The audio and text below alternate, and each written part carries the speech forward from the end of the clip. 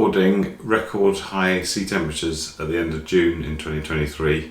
I said I'd review it again July/August, months when typically sea temperatures are about 15% higher than experienced in June.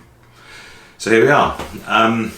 The good news is that July has been quite a miserable month weather-wise. We've had quite a lot of cloud and rain, and it has meant that we haven't had temperatures continue to rise as we may have otherwise done, from what I can see. We haven't got the overall data yet for July, as I record this on the 30th of the month. But if you look at the northeast of England, for example, it does look as if we're in fact a little bit down on the average. If you look at, say, Newcastle, seatemperatures.net tell us that the temperature there in the seawater has been at around 14 degrees centigrade, which compares to a 10-year average of 14.7 degrees. So it's not so bad. That's not the case everywhere. The south coast is still a bit higher than the average. I am still quite concerned about all of this.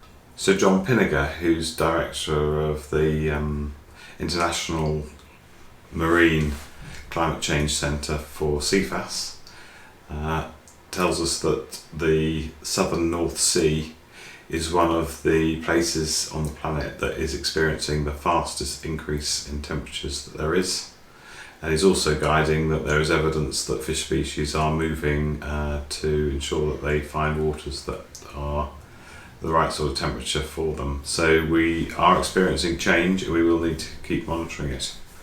Professor Albert Klein-Tank of the Met Office Hadley Centre tells us that as well as climate change, at the moment we have got weaker winds from the Sahara, which are affecting our temperatures. Apparently there's less dust that is in the atmosphere, and that means that the rays from the sun can get through more easily. We've also got El Nino potentially on the horizon for us coming through, and I'll be looking into that so that I can report to you further on that, and I'll make that a subject of a separate video.